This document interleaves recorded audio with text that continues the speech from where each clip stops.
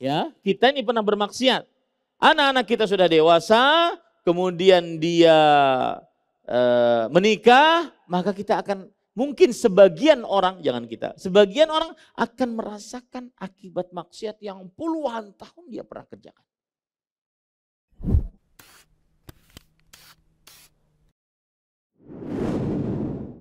Assalamualaikum warahmatullahi wabarakatuh.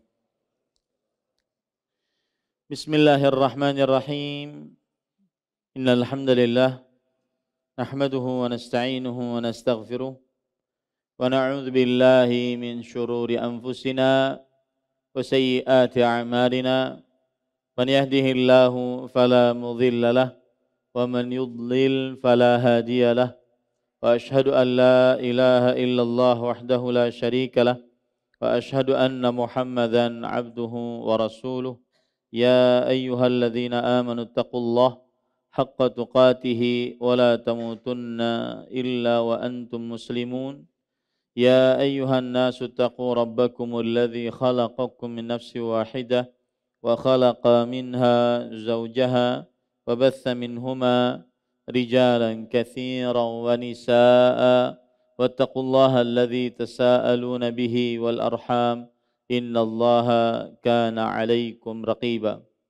Ya ayyuhalladzina amanu taqullaha wa qulu qawlan sadida yuslih lakum a'malakum wa yaghfir lakum dhunubakum wa man yuti'illaha wa rasulahu faqad faza fawzan 'azima amma ba'd. Fa inna asdaqal hadits kitabullah wa ahsanul hadi hadi Muhammadin sallallahu alaihi wa ala alihi wasallam wa syarrul umuri muhdatsatuha wa kullu muhdatsatin bid'ah wa kullu bid'atin dhalalah wa kullu dhalalatin finnar. Alhamdulillah, kita bersyukur pada Allah Subhanahu wa taala pada hari ini, hari Rabu malam Kamis 13 Jumadil Ula 1444 Hijriah, kita dimudahkan oleh Allah Subhanahu wa taala untuk duduk bersama mengkaji kembali kitab Hubbun Nabi sallallahu alaihi wasallam wa alamatuhu, mencintai Nabi Muhammad sallallahu alaihi wasallam dan tanda-tandanya, yang ditulis oleh Fadilatul Syekh Fadl Ilahi hafizahullahu ta'ala. Salawat dan salam semoga selalu Allah berikan kepada Nabi kita Muhammad sallallahu alaihi wa ala alihi wasallam, pada keluarga beliau, para sahabat, serta orang-orang yang mengikuti beliau sampai hari kiamat kelak. Dengan nama-nama Allah yang husna dan sifat-sifatnya yang ulia, kita berdoa, Allahumma inna nas'aluka ilman nafi'an wa rizqan tayyiban wa amalan mutaqabbala, Allahumma amin. Ahibati fillah, afanillah wa iyakum, para ikhwah sekalian jamaah Masjid Imam Syafi'i Banjarmasin, Kalimantan Selatan yang saya cintai karena Allah. Semoga Allah Subhanahu wa taala selalu memberikan afiat kepada kita di dunia dan di akhirat. Pada kesempatan kali ini kita masuk kepada al-alamah ar-rabi'ah, tanda mencintai Nabi Muhammad sallallahu alaihi wasallam yang keempat. Penulis berkata, nasru sunnatihi wadh-dhabbu 'anis syariah, membela sunnah Rasul sallallahu alaihi wasallam dan memperjuangkan syariat beliau. Membela sunnah Rasul maksudnya adalah membela ajaran Rasulullah sallallahu alaihi wasallam, dan syariat beliau maksudnya adalah memperjuangkan syariat hukum-hukum yang dibawa oleh Nabi Muhammad sallallahu alaihi wasallam, baik itu berupa perintah yang diperintahkan atau larangan yang dilarang. Penulis berkata, minal ma'rufi annal muhibba yabdhulu awqatahu wa taqatihi wa ma malakat yaminuhu wa nafsuhu lil ghayati allati yabdhulu laha habibuhu malahu wa nafsahu. Termasuk dari yang sudah dikenal bahwa seorang yang mencintai akan mengorbankan waktunya dan segala macam kekuatannya dan apa saja yang dia miliki dan juga nyawanya untuk sebuah tujuan yang dengannya dia memperjuangkan orang yang dicintainya, baik itu dengan hartanya atau dengan jiwanya.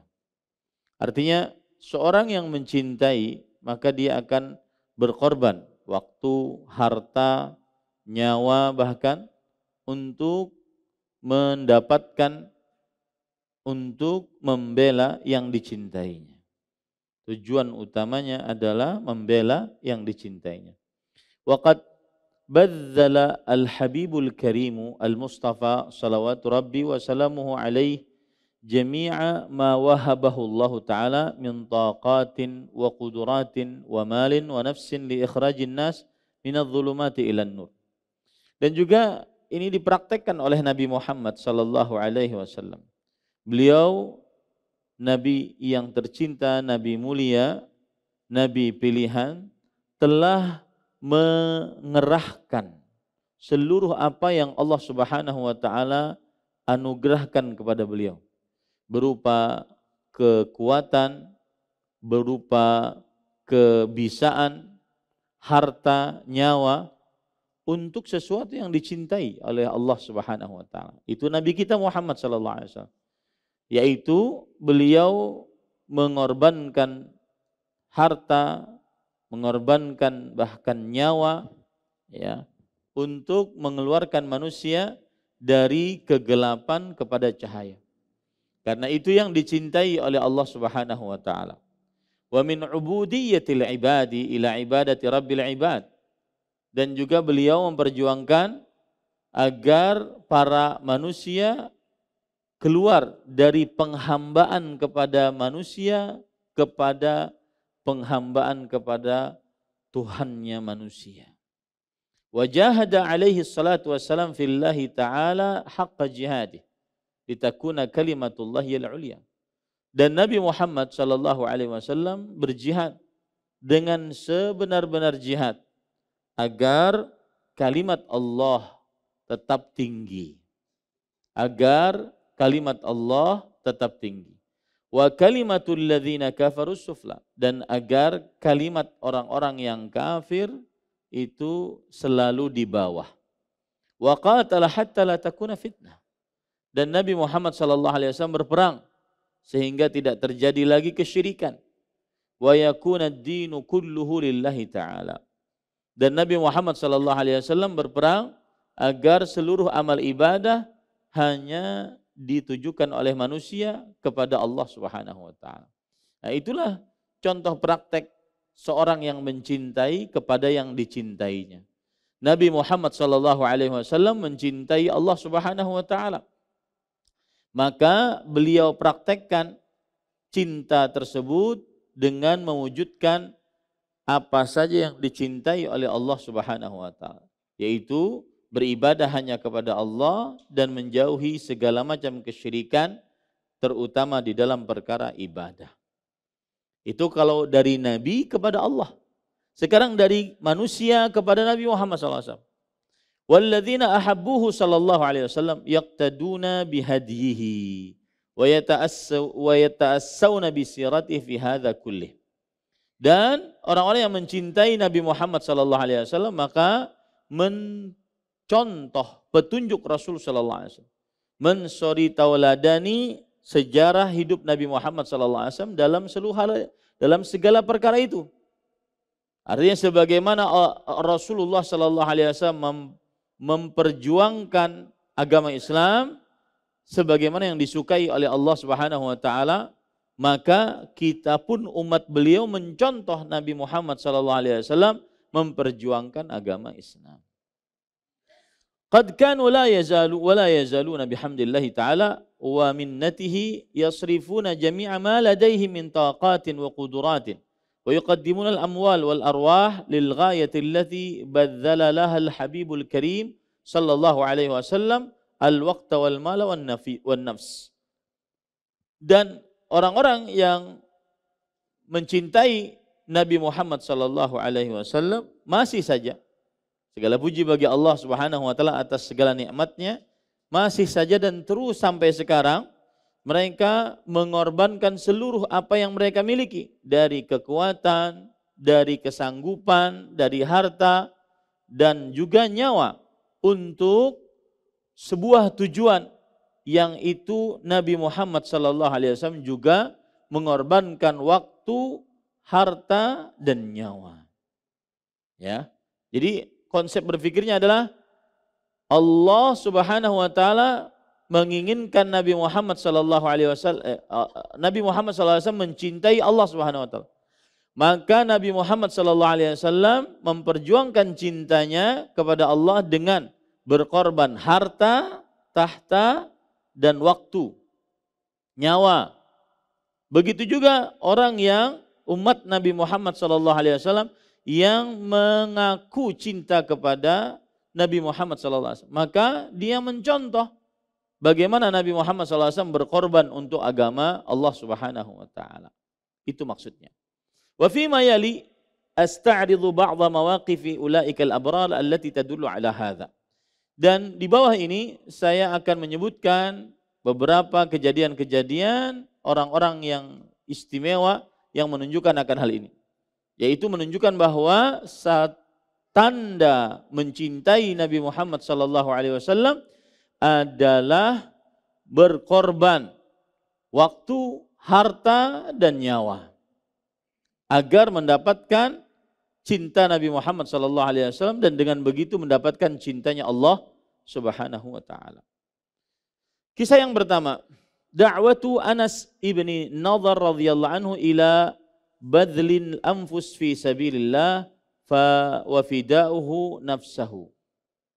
Yaitu ajakan Anas bin Nadhr radhiyallahu anhu untuk mengorbankan nyawa di jalan Allah dan nyawa beliau sebagai jaminannya, sebagai tebusannya. Ini maksudnya adalah terjadi saat peperangan Uhud dan juga saat peperangan Uhud. Bahwa ada seorang sahabat yang bernama Anas bin Nadhr radhiyallahu anhu. Beliau mengajak para sahabat Nabi radhiyallahu anhum yang lain untuk berkorban nyawa demi Allah Subhanahu wa taala. Demi Allah Subhanahu wa taala. Apalagi saat terjadi keterdesakan pada Rasulullah sallallahu alaihi wasallam. Karena awal-awal perang Uhud, Nabi Muhammad sallallahu alaihi wasallam dan para sahabatnya menang dan bisa mengambil harta rampasan perang. Akan tetapi ada yang bermaksiat dari para sahabat yang turun dengan istihad mereka. Padahal sudah tidak boleh turun dari gunung yang diperintahkan oleh Nabi Muhammad sallallahu alaihi wasallam untuk diam di situ para pemanah. Tapi mereka turun dengan hasil ijtihad mereka. Maka akhirnya pasukan berkuda dari kaum kafir Quraisy yang dipimpin waktu itu oleh Khalid bin Walid radhiyallahu an, nanti beliau masuk Islam, bisa memukul kaum muslimin dari arah belakang. Kalau saya gambarkan bagaimana peperangan Uhud yang terjadi, ini adalah Gunung Uhud. Gunung Uhud panjangnya sekitar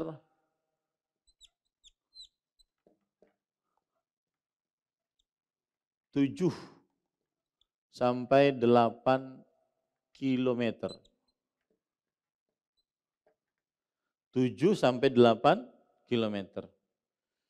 Kemudian tingginya kira-kira 1 kilometer. Kemudian lebarnya kira-kira 3 kilometer. Dan Gunung Uhud sering sekali disebutkan oleh Rasulullah sallallahu alaihi wasallam dalam hadis-hadisnya yang sahih. Kemudian setelah itu di depan Gunung Uhud ada gunung kecil. Disebut oleh ahli sejarah Jabalur Rumad. Disinilah Rasul sallallahu alaihi wasallam meletakkan 50 ahli pemanah. Dan Nabi Muhammad SAW berpesan bahwa apa saja yang terjadi pada kami di bawah pasukan kaum muslimin, apa saja yang terjadi, maka jangan turun dari gunung. Entah kami menang, mengambil harta rampasan perang, atau kami kalah, jasad-jasad kami jadi bangkai dimakan burung-burung. Maka jangan pernah turun. Ini kaum muslimin. Kemudian di sini orang-orang kafir. Musyrik Quraisy, musyriku Quraisy. Dan di sini matahari.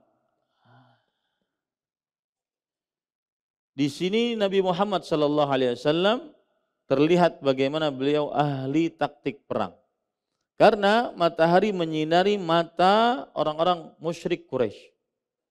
Sehingga mereka kesilauan dan kaum muslimin bisa menang melawan mereka. Ketika kaum muslimin menang, maka sebagian yang berada di sini yang sudah dipesani agar tidak turun, mereka melihat bahwasanya kita sudah menang. Sebagian beristihad, kemudian turun, ikut mengambil harta rampasan perang. Tinggal sekitar 5-10 orang saja. Kemudian setelah itu, waktu itu ada di sini pasukan berkuda yang dipimpin oleh Khalid ibn Walid radhiyallahu anhu. Waktu itu belum masuk dalam agama Islam. Kemudian setiap kali beliau ingin keluar lewat sini, maka dipanahi oleh pemanah dan tidak bisa. Tapi ketika sudah turun, maka akhirnya beliau bisa melewati gunung kecil ini dan akhirnya menyerang kaum muslimin dari belakang yang sedang sibuk mengambil harta rampasan perang.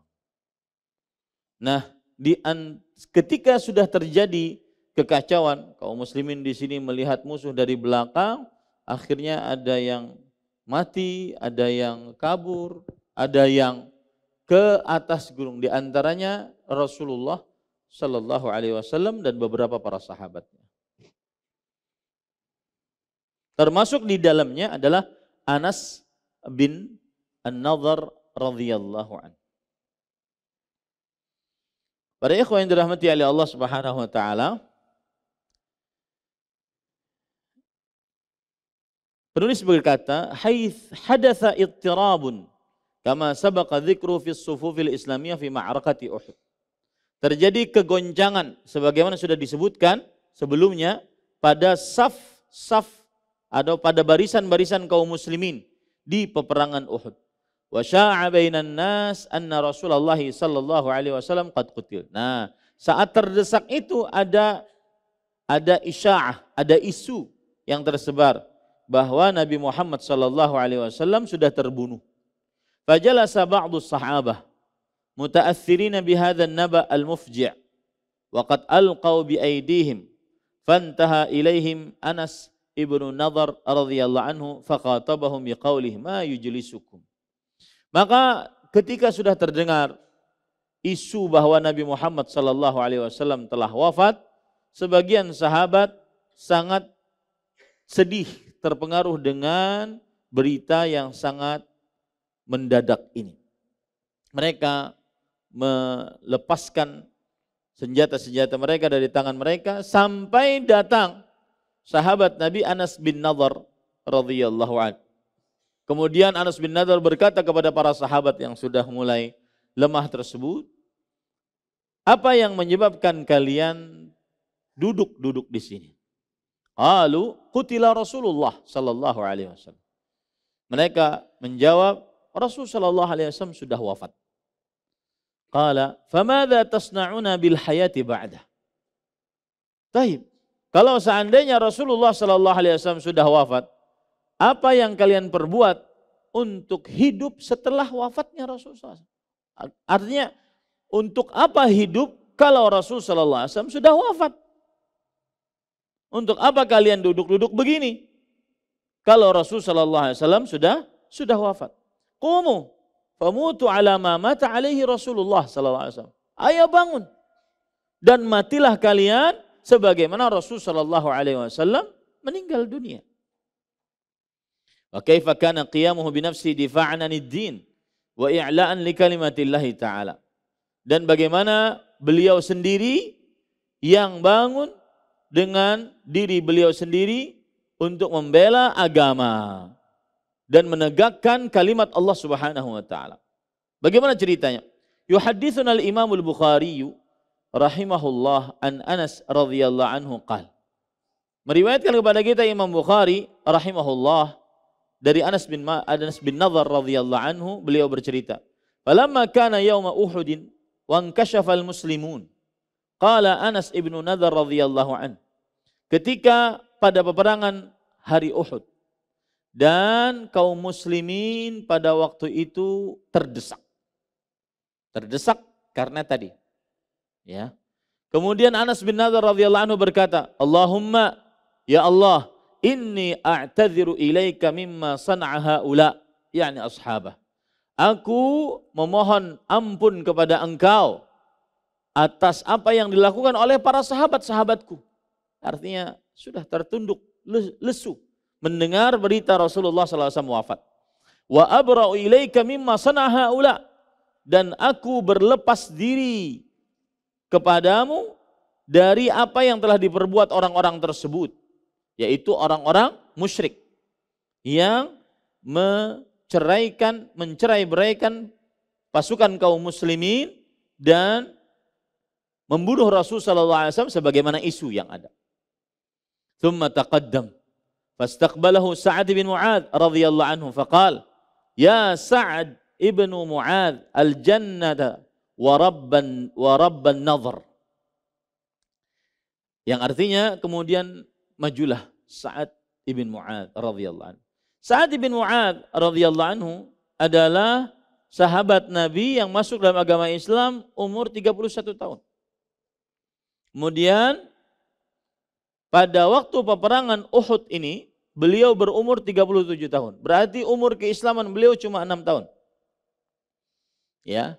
Kemudian setelah itu Anas bin Nadhr radhiyallahu anhu berkata, "Wahai Sa'ad bin Mu'adz, al-jannah wa rabbin nadhr."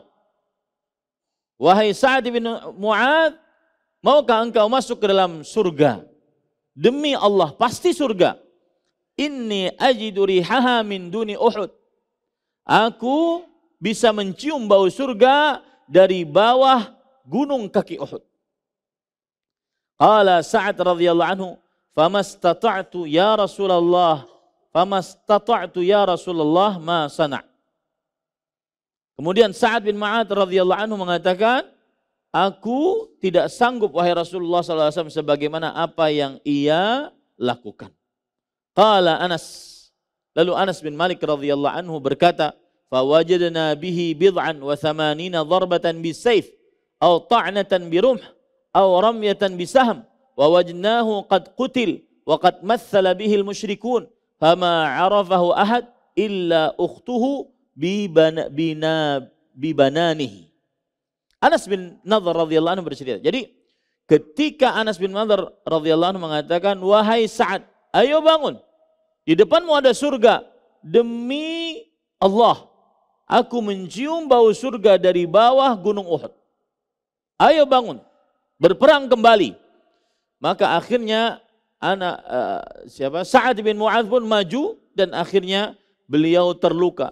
Ketika terluka didapati oleh Anas bin Nadhr radhiyallahu anhu ada sekitar 80 lebih sayatan pedang dan juga tombakan dan juga anak panah yang menancap dan menyayat pada tubuh beliau. Kami dapati beliau sudah dalam keadaan terbunuh, mati syahid. Dan kemudian dimutilasi oleh orang-orang musyrik. Tidak ada yang mengetahui tentang Sa'ad bin Mu'adz jasadnya kecuali saudari perempuannya. Karena dilihat dari jari-jari tangannya yang khusus diketahui oleh saudari perempuannya. Maka para ikhwan yang dirahmati oleh Allah Subhanahu wa taala, 6 tahun Sa'ad bin Mu'adz radhiyallahu anhu masuk dalam agama Islam dan meninggal di peperangan Uhud dalam keadaan dimutilasi oleh orang-orang musyrik. Ini yang menyebabkan ketika beliau meninggal, akhirnya arasy-Nya Allah Subhanahu wa taala bergetar. Akhirnya arasy-Nya Allah Subhanahu wa taala bergetar. Salah satu penyebabnya adalah bagaimana beliau gigihnya membela, memperjuangkan agama Rasulullah sallallahu alaihi wasallam. Karena Rasulullah SAW sudah meninggal, isunya begitu. Maka beliau sekarang berjuang untuk memperjuangkan agama Rasulullah sallallahu alaihi wasallam. Ada yang mungkin bertanya, saya pernah bikin status tentang ini. Sa'ad bin Mu'adz radhiyallahu anhu yang umurnya 6 tahun dalam keislaman, masuk Islam umur 31, kemudian meninggal umur 37. 6 tahun saja menjadi seorang muslim. Tetapi ketika meninggal, arasy-Nya Allah, makhluk yang paling besar, paling agung yang pernah Allah ciptakan, bergetar. Ada yang bertanya, apa penyebabnya Ustaz? Penyebabnya salah satunya ini, mati syahid. Yang kedua, ini subhanallah ya. Yang kedua, Sa'ad bin Mu'adz radhiyallahu anhu, pemimpin suatu kaum. Kemudian beliau berkata, wahai kaum, kalau seandainya kalian tidak masuk Islam, aku akan perangi kalian. Akhirnya seluruh kaumnya masuk Islam. Satu kampungnya masuk Islam. Itu yang menyebabkan beliau meskipun umur keislamannya cuma 6 tahun, akhirnya beliau ketika meninggal arasy-Nya Allah Subhanahu wa taala bergetar. Saking mulianya Sa'ad bin Mu'adz radhiyallahu anhu. Maka ini pelajaran bagi kita. Madza qaddamna lil Islam? Apa yang sudah kita lakukan untuk agama Islam? Tadi sore sebelum maghrib, ini ada ketua masjid. Ustadz tolong, Masjid Imam Syafi'i ingin ganti karpet. Harganya 200 juta. Yang terkumpul baru 5 juta. Hah? Receh banget. Jamaah Masjid Imam Syafi'i. Saya yakin sepekan selesai. Saya yakin malam ini selesai. Apa yang disimpan-simpan duitnya? Menabung yang hakiki bukan pada tabungan celengan. Menabung yang hakiki tabungkan di jalan Allah Subhanahu wa taala. Saya sering menceritakan tentang Bani An-Najjar. Ketika Rasul sallallahu alaihi wasallam berjalan dari Quba, beliau datang tanggal 8 Rabiul Awal di hari Senin di Quba. Di kabilah Amr ibn Auf atau Auf ibn Amr. Kemudian setelah itu beliau sholat beberapa hari, ada yang mengatakan 12 hari, ada yang mengatakan 4 hari. Kemudian beliau ke Madinah. Dan sampai di Madinah pun hari Senin. Kemudian orang-orang mengatakan, ya Rasulullah, wahai Rasulullah, turun di tempat kita. Fina mana'ah. Di sini ada keamanan. Mereka ingin membalas. Ketika Nabi Muhammad SAW diusir dari kampungnya. Mereka ingin memperlihatkan bagaimana Rasul sallallahu alaihi wasallam wajib diberikan keamanan. Fina mana'ah. Di sini aman wahai Rasul sallallahu alaihi wasallam. Tinggal di tempat kami. Yang satu tinggal di tempat kami. Kemudian Rasul sallallahu alaihi wasallam mengatakan ketika itu beliau naik onta, beliau mengatakan khalluha fa innaha ma'murah. Biarkan dia, sesungguhnya dia diperintah oleh Allah Subhanahu wa taala. Sampai ke sebuah tempat, kemudian barakat hadhihi naqah. Onta tersebut kemudian turun, kemudian naik lagi. Kemudian melihat kanan, melihat kiri, kemudian turun lagi di tempat yang agak sama, hampir sama. Kemudian Rasul sallallahu alaihi wasallam mengatakan disinilah akan kita bangun. Dan ternyata itu tanah adalah milik keturunan An-Najjar. Kemudian Rasul sallallahu alaihi wasallam bersabda, "Ya Bani Najjar, saminuni haitakum hadhi." Wahai keturunan Najjar, berapa kalian jual tanah kalian ini? Kemudian Bani Najjar radhiyallahu anhu berkata, "Wallahi la natlubu thamanahu illa min Allah." Demi Allah, kami tidak akan minta harganya kecuali dari Allah Subhanahu wa taala. Bayangkan, 14 abad sampai sekarang 15 abad yang lalu, berapa banyak pahala yang mereka dapatkan. Berapa banyak pahala yang mereka dapatkan. Itu sebenarnya tabungan hakiki. Itu yang disebutkan oleh Allah dalam Al-Quran. Inna nahnu nuhyil mauta wa naktumu ma qaddamu wa atharahum. Kami akan hidupkan di hari kiamat orang-orang yang sudah meninggal. Dan kami akan tulis apa saja perbuatan mereka selama hidup di dunia. Itu amalan-amalan kita. Dan kami akan tulis bekas-bekas amalan mereka. Yang disimpan, keluarkan. Yang disimpan, keluarkan. Karena itu harta sebenarnya. Kapan kita mati, maka itu tidak akan pernah dibawa. Yatba'ul mayyita thalathatun. Yang akan mengikuti mayat 3. Maluhu wa ahluhu wa amaluh. Hartanya, keluarganya, dan amalnya. Nomor 1 dan 2 tidak akan pernah bisa ikut orang tersebut. Yang akan ikut adalah amalnya. Maka para ikhwan yang dirahmati oleh Allah Subhanahu wa taala, pertanyaan kembali kepada permasalahan kita tadi, apa? Madza qaddamna lil-Islam? Apa yang sudah kita kerjakan untuk agama Islam? Berkorban apa kita untuk agama Islam? Berkorban apa? Coba bayangkan, 15 abad pahala terus mengalir. Semakin banyak, setiap hari semakin banyak yang beribadah di Masjid Nabawi. Selama Masjid Nabawi masih digunakan, selama itu pula pahala mengalir. Itu sebenarnya wakaf jariah. Itu harta yang hakiki. Yang diluaskan rezekinya, rumah mega, mobil mewah, harta bertumpuk ruah, emas kiloan, tidak manfaat jika tidak diletakkan di jalan Allah. Ini para ikhwan yang dirahmati oleh Allah Subhanahu wa taala. Kemudian kata Anas bin Nadhr radhiyallahu anhu, "Kunna nara aw nadhun anna hadhihi al-ayah nazalat fihi aw fi ashbahi minal mu'minina rijalun sadaqu ma ahadullah alaihi ila akhir al-ayah." Radhiyallahu anhu wa radha.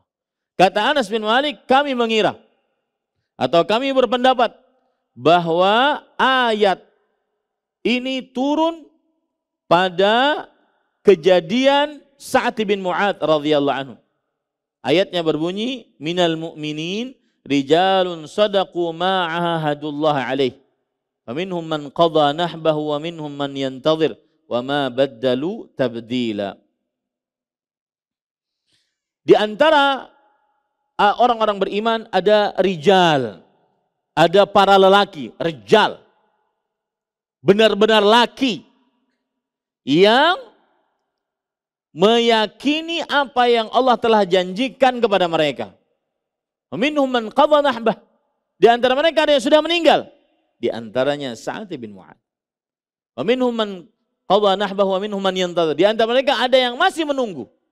Yaitu orang-orang yang belum meninggal saat bertempur di jalan Allah Subhanahu wa taala. Kata Anas bin Nadhr radhiyallahu anhu, kami kira ayat tersebut adalah termasuk ayat yang diturunkan untuk Sa'ad ibn Mu'adz radhiyallahu anhu. Ini para ikhwan yang dirahmati oleh Allah Subhanahu wa taala. Itu ayat disebutkan oleh Allah di dalam Al-Qur'an.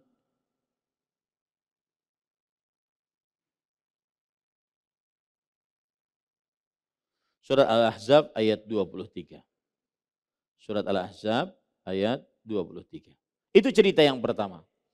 Jadi ceritanya adalah Anas bin Nadhr memotivasi para sahabatnya di peperangan Uhud. Salah satu yang termotivasi siapa tadi namanya? Sa'ad bin Mu'adz radhiyallahu anhu. Yang umur keislamannya cuma berapa? 6 tahun. Tetapi saat meninggal apa yang terjadi? Arsy-Nya Allah bergetar.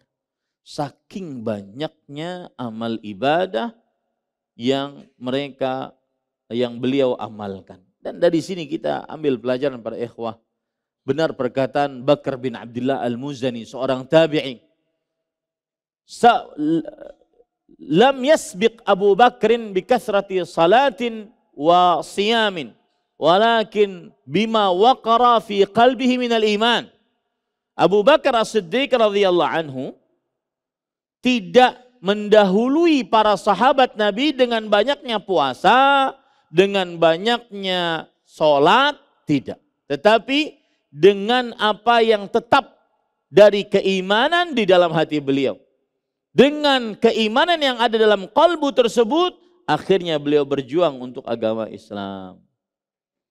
Maka para ikhwan yang dirahmati oleh Allah, semoga kita semua menjadi manusia hamba Allah yang cerdas, tahu hakikat harta sebenarnya.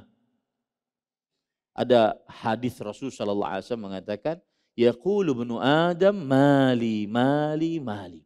Anak Adam sering mengatakan, ini harta saya, ini rumah saya, itu pabrik saya, itu 20 outlet toko saya dan seterusnya. Malaka ya bana Adam min malik illa ma akalta fa afnait au labista fa ablait au tasaddaqta fa amdait. Wahai anak Adam, tidak ada harta yang kau miliki kecuali yang engkau makan akan jadi tahi, yang engkau pakai akan hancur, dan yang engkau sedekahkan itulah yang akan tersisa. Yang engkau sedekahkan itulah yang akan tersisa. Dan sekali lagi khusus untuk karpet ini saya sudah memberitahu pada beberapa waktu yang lalu. Mungkin baru sekarang direalisasikan. Sudah mungkin setengah tahun yang lalu saya beritahu karpet diganti.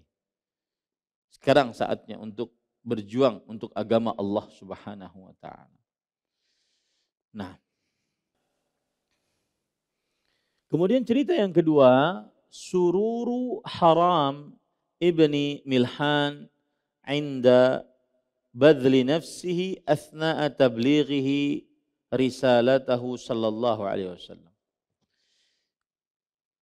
Cerita yang kedua tentang tanda yang keempat, yaitu membela dan memperjuangkan sunnah dan syariat Rasulullah sallallahu alaihi wasallam, yaitu kegembiraan Haram bin Milhan radhiyallahu anhu. Jadi ada sahabat yang bernama, sahabat Nabi radhiyallahu anhu yang bernama Haram bin Milhan. Sahabat Nabi yang bernama siapa? Haram bin Milhan. Beliau ini gembira saat mengorbankan nyawanya ketika berdakwah, menyampaikan risalah Nabi Muhammad sallallahu alaihi wasallam.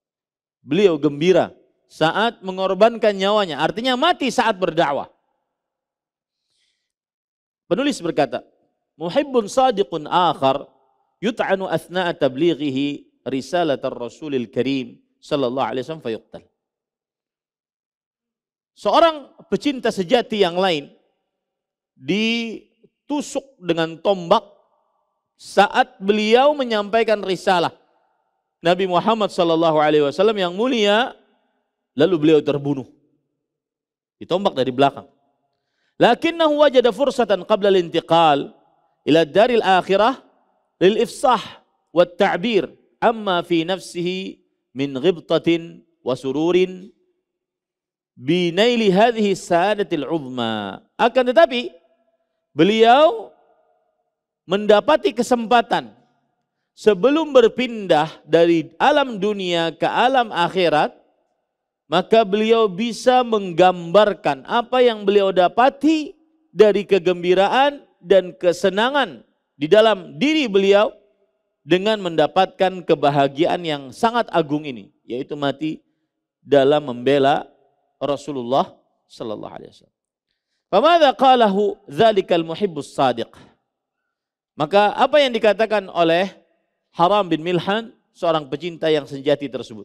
Fal naqra qissatahu kama rawaha al-Imam al-Bukhari an Anas radhiyallahu an.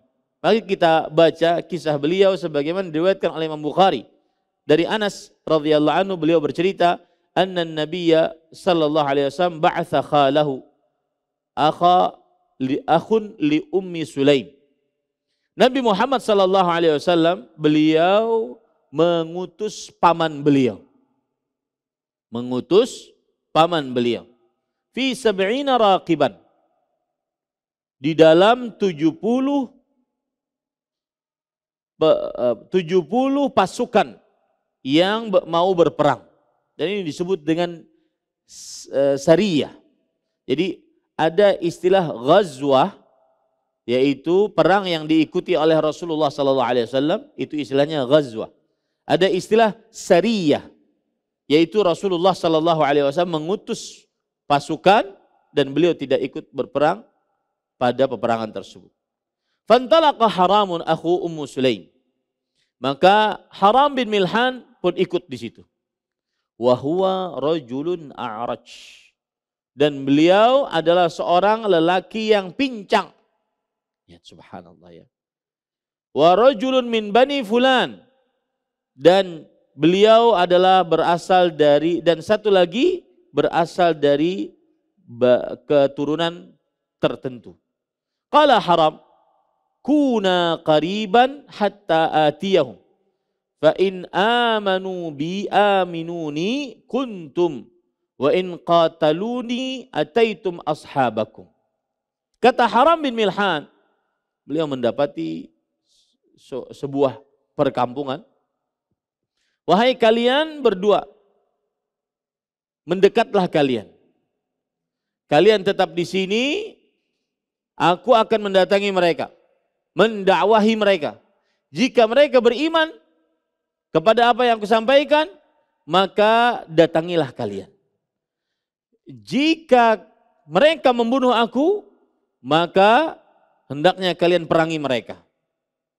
Kemudian Haram bin Milhan radhiyallahu anhu berkata, "Ata'manuni an uballigha risalata Rasulillah sallallahu alaihi wasallam?" Apakah kalian menjamin aku aman untuk menyampaikan risalah Nabi Muhammad sallallahu alaihi wasallam ketika beliau mendatangi suatu kaum tersebut? Faja'ala yuhaddithuhum. Maka akhirnya Haram bin Milhan berbicara kepada mereka. Fa'auma'u ila rajulin fa'atahu min khalfihi fata'anahu. Maka Haram bin Milhan radhiyallahu anhu berbicara kepada orang-orang. Lalu ada orang dari belakang dan menusuk dengan tombaknya. Dan akhirnya meninggal. Kemudian setelah itu, kan ketika ditusuk, Haram bin Milhan radhiyallahu anhu belum langsung meninggal. Tetapi masih beliau bisa bergembira dengan apa yang beliau sudah capai. Beliau berkata, Allahu Akbar, fuztu wa rabbil Ka'bah. Allahu Akbar, Allah Maha Besar. Sungguh aku telah menang demi Tuhan yang menguasai Ka'bah.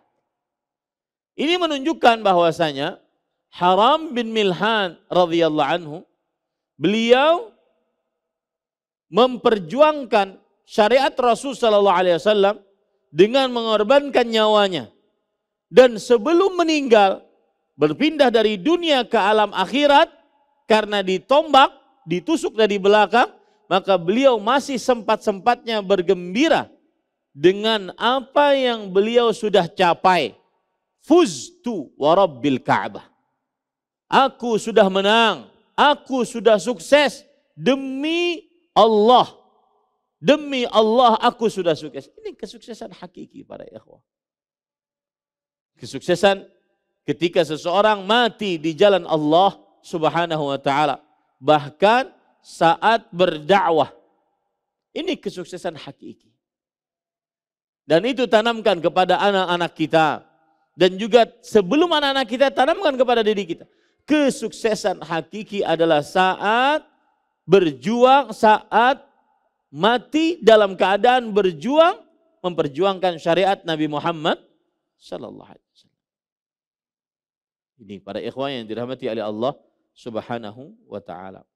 Penulis berkata, "Hadza huwal hubbus shadiq alladhi yaj'alu sahibahu yara al-fawza fi badli nafsi athna tablighi risalati habibihil karim salawatu rabbi wa salamuhu alaih." Inilah cinta sejati yang menjadikan orang yang mencintainya melihat kemenangan, kesuksesan hakiki saat dia menyerahkan nyawanya dalam rangka menyampaikan risalah Nabi yang tercinta, yang mulia sallallahu alaihi wa ala alihi wasallam.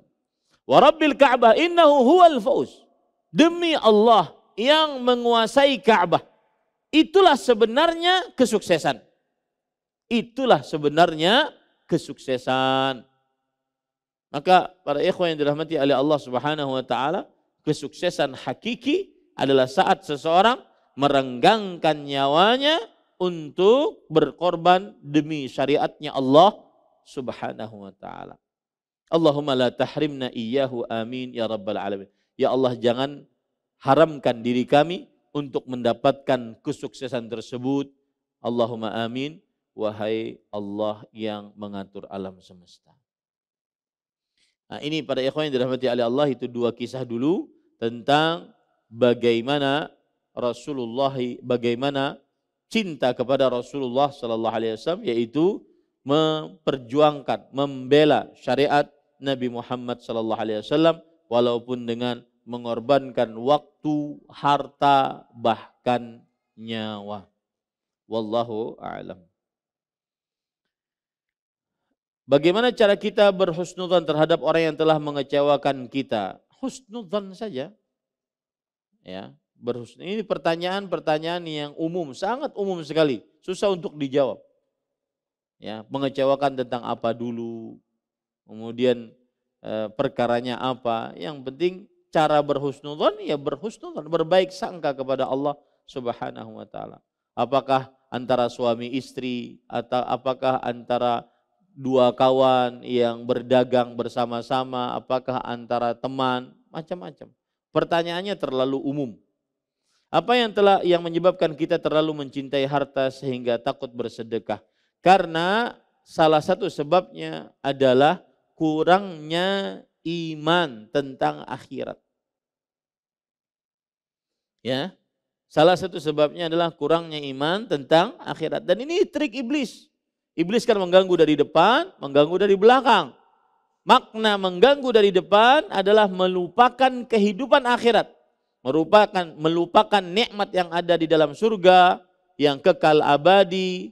Kemudian nikmat yang tidak pernah terlihat oleh mata, tidak pernah terdengar oleh telinga, tidak pernah terbesit oleh hati. Tidak pernah terbesit di dalam kalbu kita bagaimana indahnya nikmat surga. Ini yang membuat akhirnya seseorang dia malas untuk bersedekah. Makanya Allah Subhanahu wa taala sering sekali menyebutkan di dalam Al-Qur'an tentang nikmat-nikmat dunia kemudian Allah Subhanahu wa taala akhiri di dalam Al-Qur'an dengan wallahu indahu, dan Allah Subhanahu wa taala di sisinya husnul ma'ab. Saya beri contoh misalkan di dalam surat Ali Imran ayat 14. Zuyyina linnas, diindahkan kepada manusia, hubbus syahawat, kecintaan kepada yang disukai, seperti minan nisa, para wanita, wal banin, anak-anak, wal qanatiril munqantarah minadz zahabi wal fiddah, harta yang banyak dari emas dan perak, wal khailil musawwamah, dan kuda-kuda pilihan, wal an'am, binatang-binatang ternak, wal harth, dan sawah ladang. 6. Itu semua disukai oleh manusia. Dzalika mata'ul hayatid dunya. Itulah kesenangan hidup di dunia. Kalau ada orang terlalu senang dengan kehidupan dunia, menganggap segala-galanya dunia, maka Allah mengingatkan di akhir ayat, wallahu indahu husnul ma'ab. Dan Allah di sisinya terdapat tempat kembali yang baik, yaitu surganya Allah Subhanahu wa taala. Itu ayat yang pertama. Ayat yang kedua, surat Ali Imran ayat 195. Allah Subhanahu wa taala berfirman di dalam Al-Qur'an tentang berjihad di jalan Allah Subhanahu wa taala. Allah berfirman di akhir ayat, wallahu indahu husnus tsawab. Dan Allah di sisinya, lihat di sisinya dahulu, Allah mendahulukan kata tempat. Allah di sisinya husnus tsawab, yaitu pahala yang baik. Jadi kalau ditanya apa yang menyebabkan kita terlalu mencintai harta sehingga takut bersedekah, karena dilupakan tentang kehidupan akhirat, surganya Allah Subhanahu wa taala. Maka Rasul sallallahu alaihi wasallam pernah bersabda, was-sadaqatu burhan. Sedekah itu burhan. Burhan itu apa artinya? Burhan artinya adalah bukti iman. Sedekah adalah bukti iman. Bukti iman tentang kehidupan akhirat. Bukti iman bahwa Allah Maha Kuasa akan menggantikan yang sudah disedekahkan. Bukti iman bahwa harta yang disedekahkan tidak akan disia-siakan Allah Subhanahu wa taala. Manusia itu kan beriman sebagiannya hanya dengan apa yang dilihat, apa yang didengar, apa yang dirasa, itu baru dia imani. Adapun yang tidak dia lihat, tidak dia dengar, tidak dia rasa, maka kurang diimani. Akhirnya berlaku itu pada sedekah. Kita punya duit 100.000, kita sedekahkan 10.000. Dalam benak kita sebagai manusia adalah duitku berkurang 10.000. Ya, dalam benak kita sebagai manusia, duitku berkurang 10.000.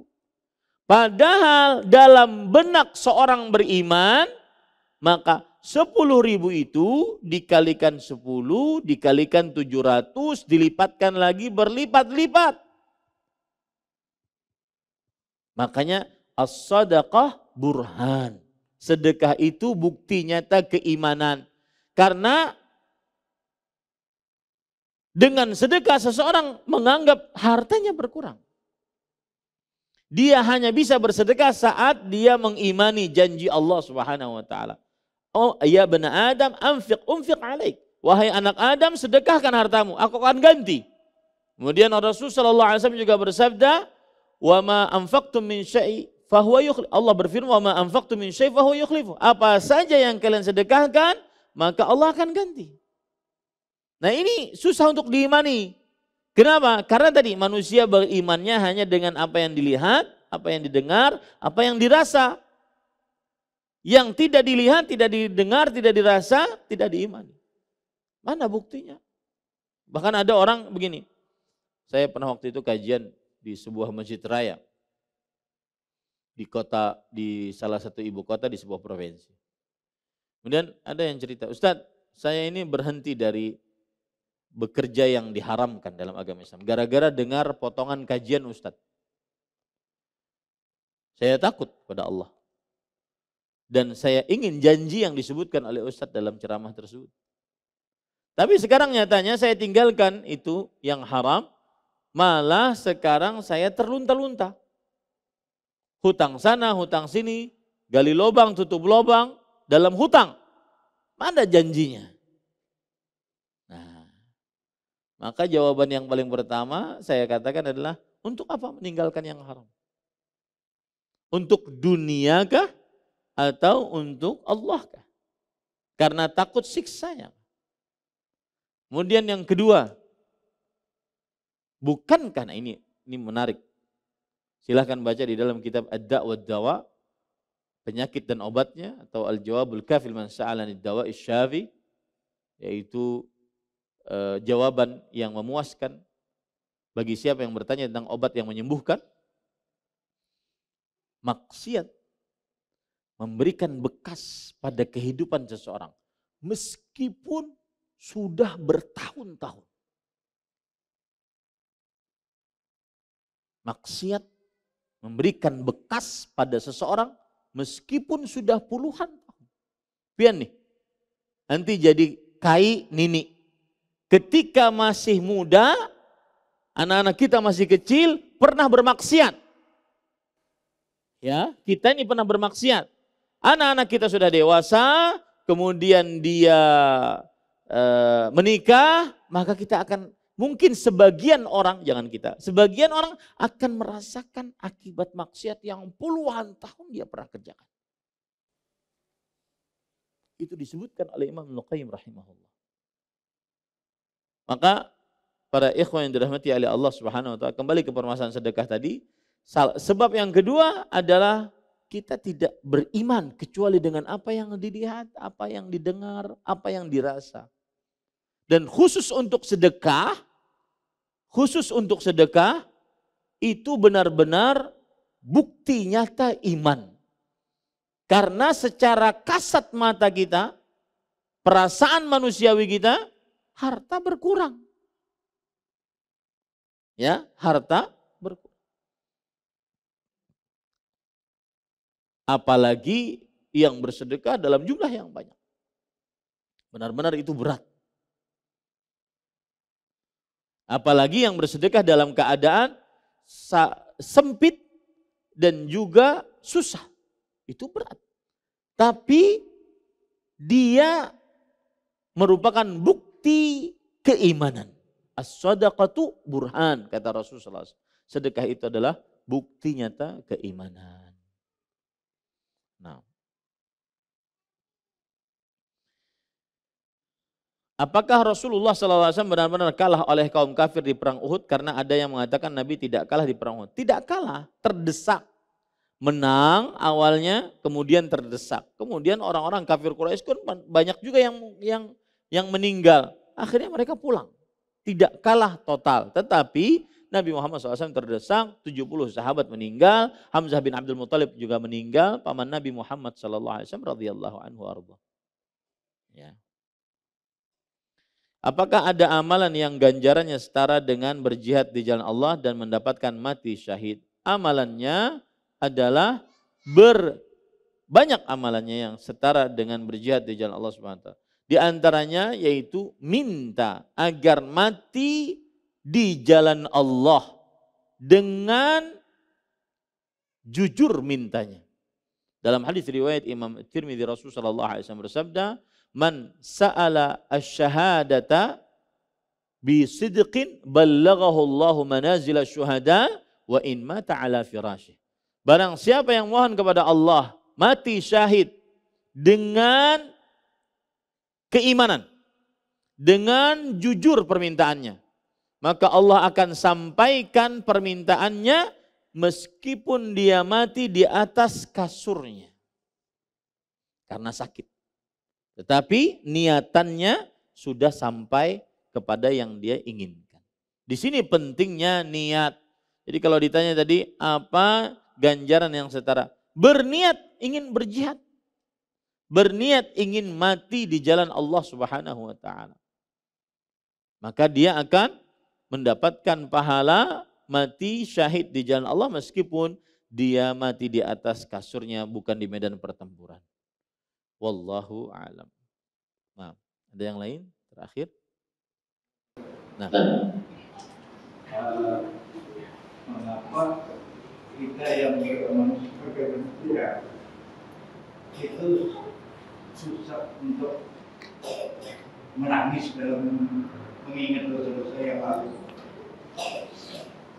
bismillah, walhamdulillah, wassalatu wassalamu ala rasulillah wa ala alihi wa ashabihi wa man walah, amma ba'd. Salah satu jawaban mengapa kita susah untuk menangis karena Allah. Menangis itu macam-macam. Menangis ada yang karena gembira, menangis ada yang karena sedih ditinggal mati orang yang dicintainya, kehilangan barang yang dicintainya. Ada yang menangis ibadah karena takut kepada Allah Subhanahu wa taala. Ini menangis yang merupakan ibadah yang Rasulullah SAW bersabda, lan tamassan nar ainun bakat min khasyatillah. Tidak akan tersentuh api neraka mata yang menangis karena takut kepada Allah Subhanahu wa taala. Jadi menangisnya, situasi menangisnya atau yang mendorong dia menangis adalah karena takut siksa Allah Subhanahu wa taala. Maka jawaban atas pertanyaan tadi adalah berusahalah untuk lebih mendalami nerakanya Allah Subhanahu wa taala. Siksa Allah Subhanahu wa taala. Sehingga kita merasa khawatir atas dosa-dosa kita, akhirnya kita senantiasa memohon ampun, beristighfar, menyesal atas perbuatan dosa, menangis karena telah melakukan dosa-dosa tersebut. Jadi salah satu penyebabnya adalah, atau salah satu kiat agar kita bisa menangis karena Allah, yaitu mengetahui beratnya siksa Allah Subhanahu wa taala.